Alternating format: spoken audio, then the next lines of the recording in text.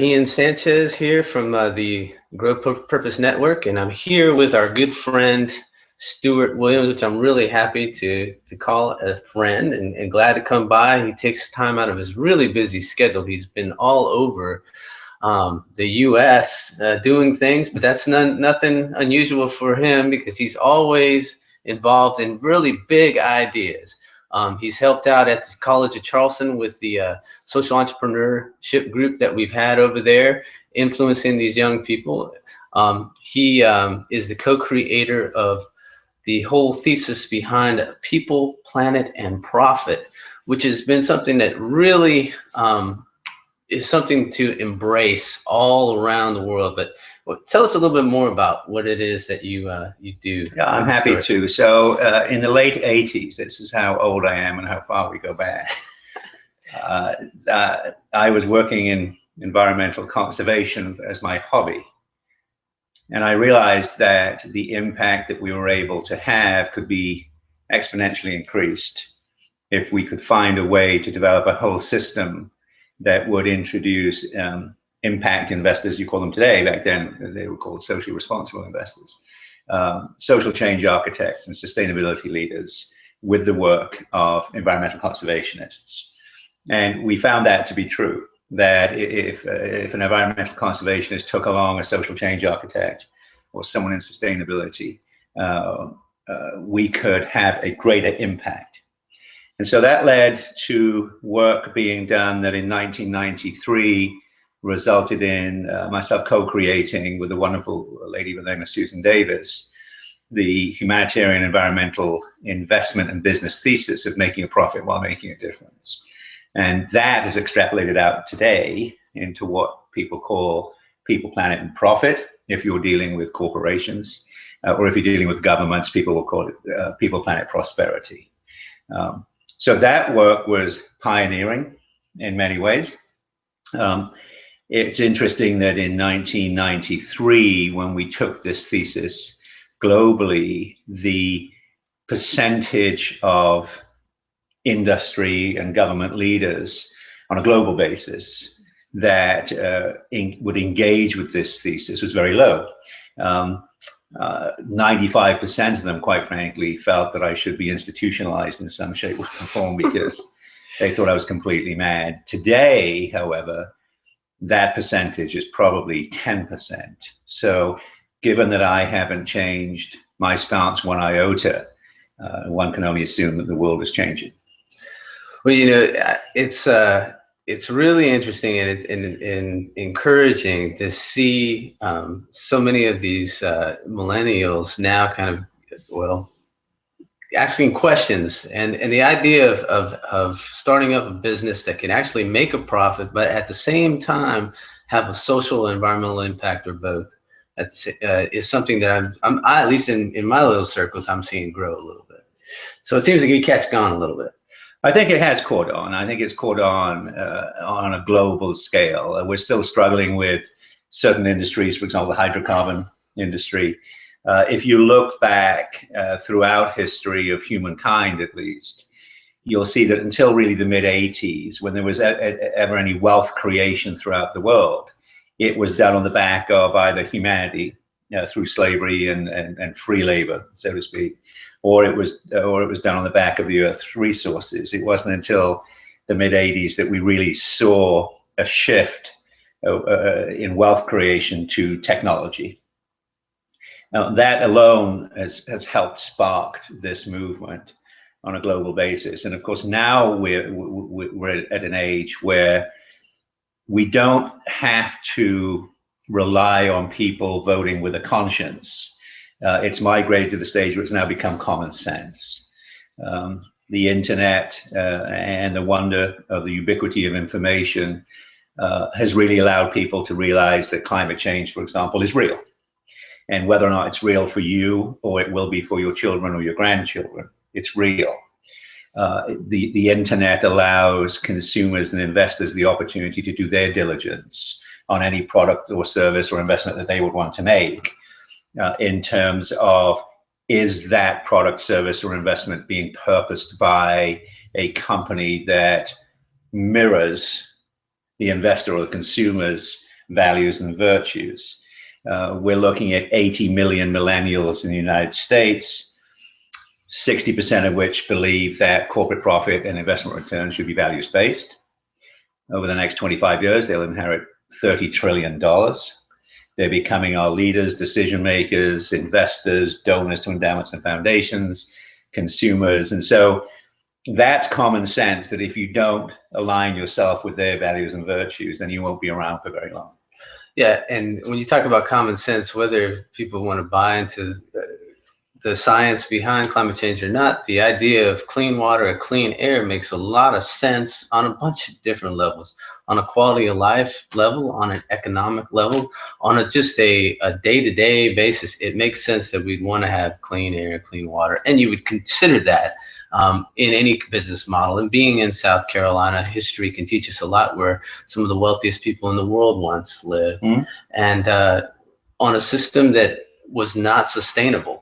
And so now looking at a system that could bring in, that can help prosperity on many different levels.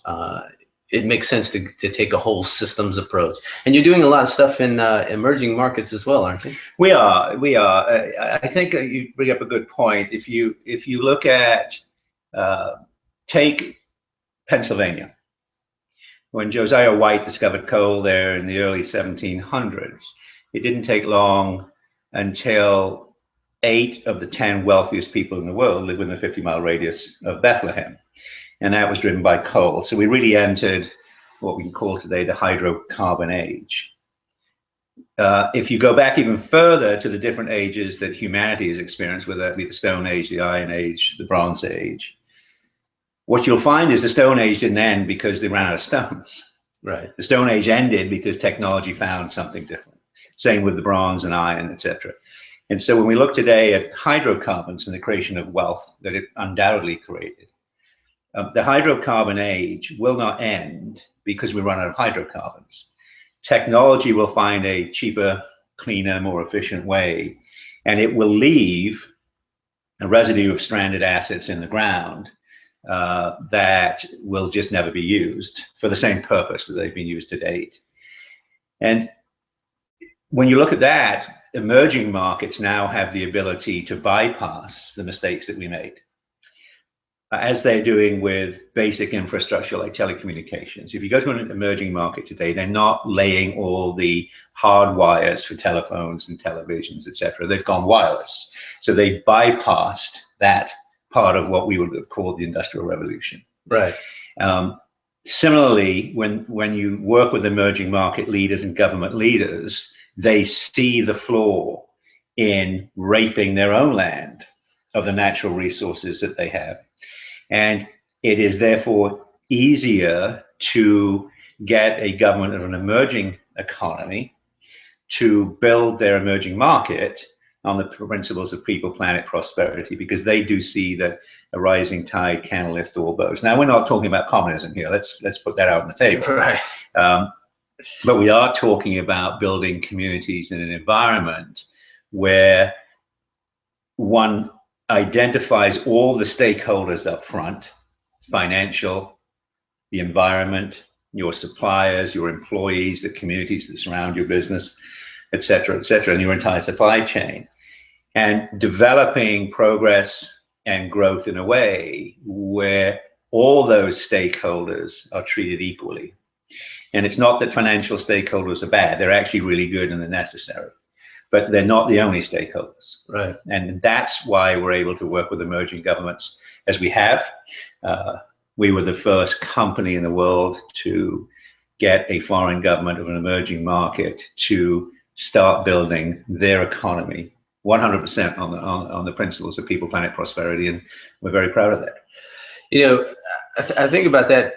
One of the things I've been pushing for a lot of years too is to show that the value in your natural and your cultural assets, and there's examples that can be seen where people that have protected that or seen the value in that, instead of trying to exploit it or replace it with something else, seen the value in that at the same time they could profit from their natural and cultural resources without destroying them at the same time. They can. If you look at biospheres, biosphere is another term for a peace park. Wherever there's a biosphere between two countries, and those countries have an agreement, an alignment to protect that biosphere and steward that biosphere, both in terms of the human asset that lives within it, and of course the environmental asset. 100% of the time, there's never been a war. So it just goes to show that when even two countries have a common goal and they share a common ground, we can affect change. And so biospheres, which are obviously areas that embrace cultural diversity because they're generally between two or more countries where they share a border, one can assume that if you're sharing a border with three countries, that there's three different cultures or at least variants of different cultures. But by embracing that and stewarding that, we have no wars. It's interesting to see that and understanding that too. And we were talking about it earlier too. Some of the it almost seems like if we were to look at it, take an approach how some people are united against a common enemy, which tends to be each other. But if we were to be united against a common enemy of poverty, of environmental degradation, of that would make a lot more sense. Really, the common enemy of ignorance would be something that we could unite against, or find solutions, better solutions. Well, ignorance is nothing more than an effect of a lack of education. And you can go back to why the Catholic Church had apoplexy over the Bible being translated out of Latin. Now, of course, that's reducing power. In the land of the blind, the one-eyed man is king. And so everyone that could read Latin could read the Bible, and they could read whether or not people were telling the truth. The rest of the populace had no idea. The Bible gets translated. Of course, now you have parity, and those people that were really subservient to the landed gentry, if you want to call them that could read the Bible, now had their own opinion. And I hate to say it, it's not too different to the reason that anyone that perpetuated slavery didn't want the slaves to be able to read, because information is power, right? And so ever since humanity began, we've dealt with tribalism and the difference between tribes. And to your point, tribes having an enemy of each other instead of focusing on a common enemy. Now, today, if you believe in climate change, you would say that climate is an enemy, but we would look at that as an opportunity, because that's an opportunity to bring disenfranchised people from around the globe together to focus on a common, quote unquote, enemy. Hunger, poverty, those things are common, not to all nations, but certainly they're common enough throughout humanity that most everyone is aware of them. But climate is something that's common to every person. And whether or not you agree with the fact that it's being helped along, the changing climate, by man or not is irrelevant, because we can go back in time, and science and history has proven we've had climate change myriads of times, and it's devastating. Today, there's 98% of scientists will tell you, and I'm in their camp, that we as man, humanity is contributing to climate change. But whether or not we are or not is irrelevant. It's coming. It's here. So that is a common enemy that we should all be looking towards. And maybe that can unify us. Because the problem with the planet today is there's not enough unity. And when we talk about making a profit while making a difference, there is an abundance to go around. And we've migrated from a society which had to manage itself through scarcity into a society that has to manage itself through abundance. And what that has led to, of course, is strife really over two different factors: greed or need.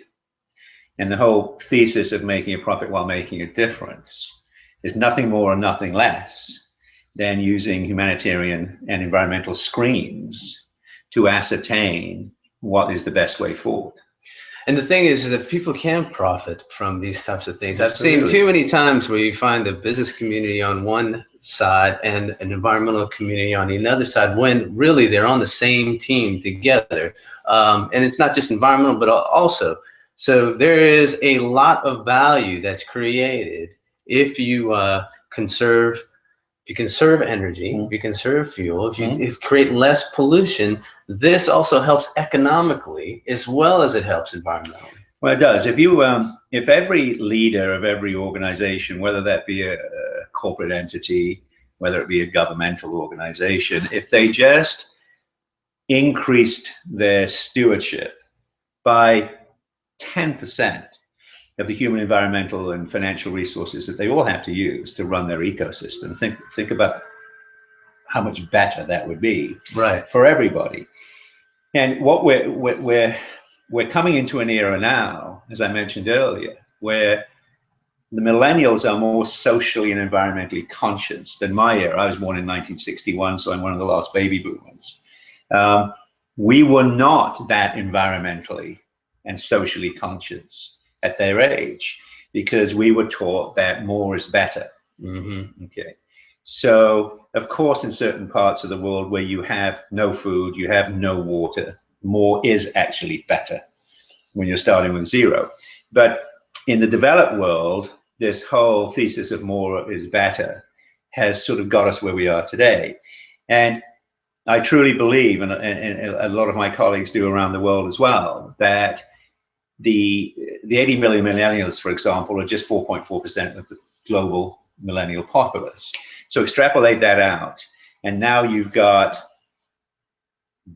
over 1 billion people who are going to call for change. Now, some of them are radical, but a lot of them, I think the majority, are using common sense. And all that change is, whatever you do, use humanitarian and environmental screens as positives to say, this will benefit humanity, it'll benefit the environment, or both. Because if you don't, those consumers, again, and I can't stress it enough, those consumers and investors and donors and your endowments and foundations are not going to patronize you. Right. They're going to walk away.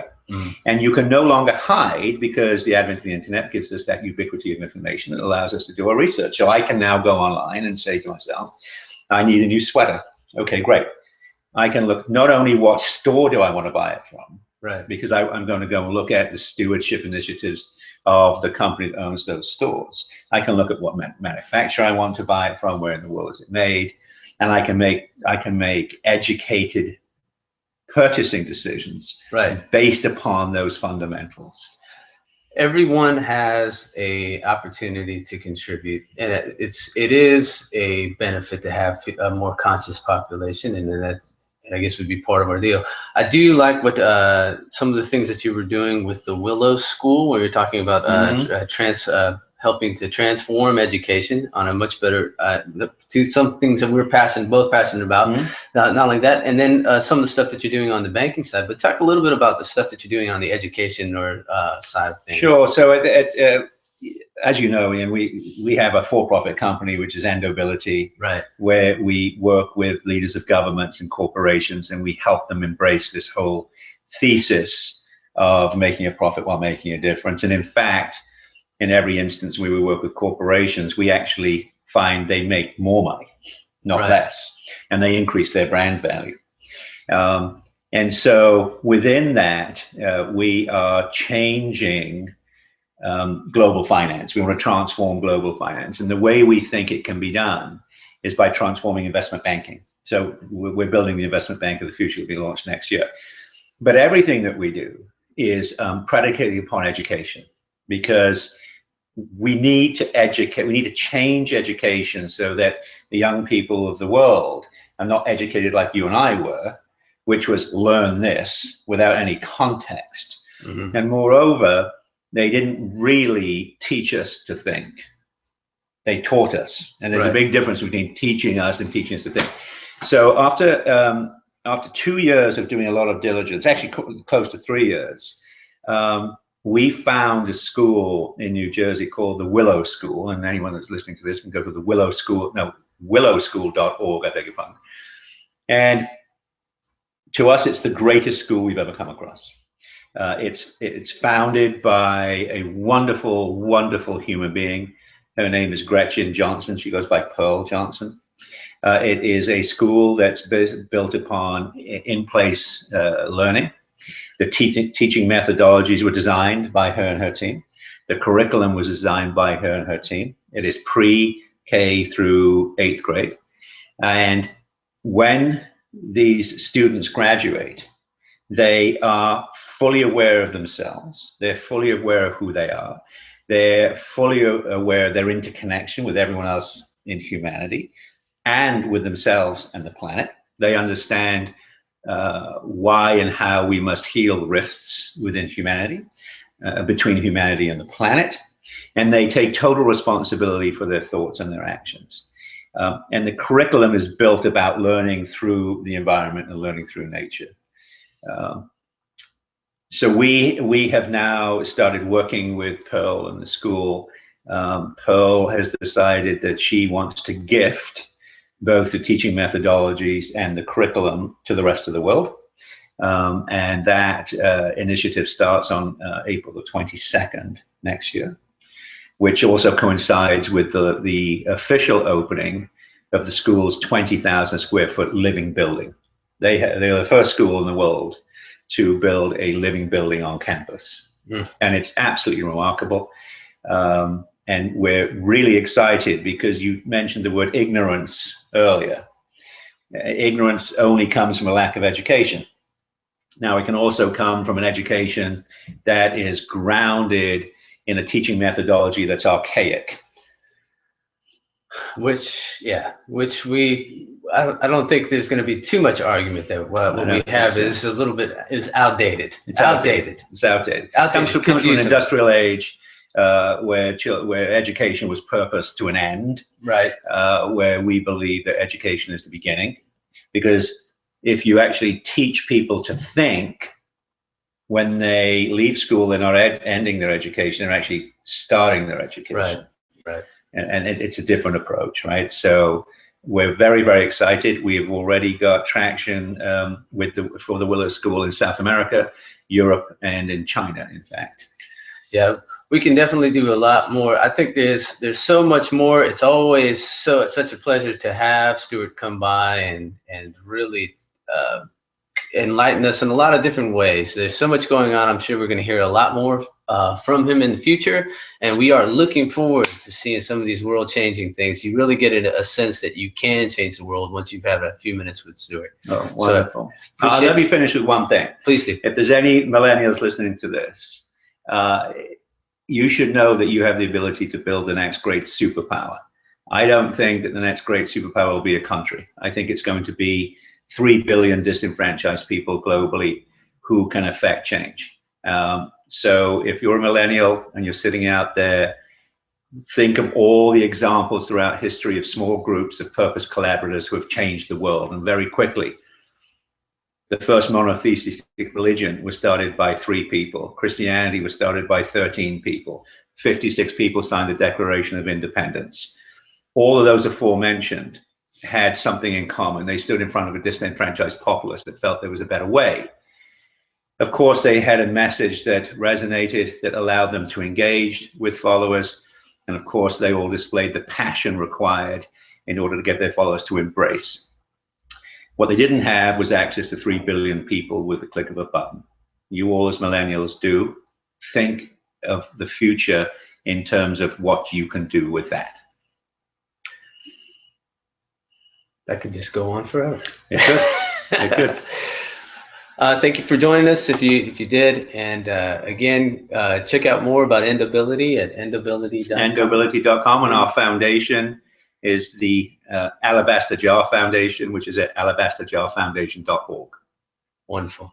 Thanks again, Stuart. Thanks for coming by. Welcome. Good.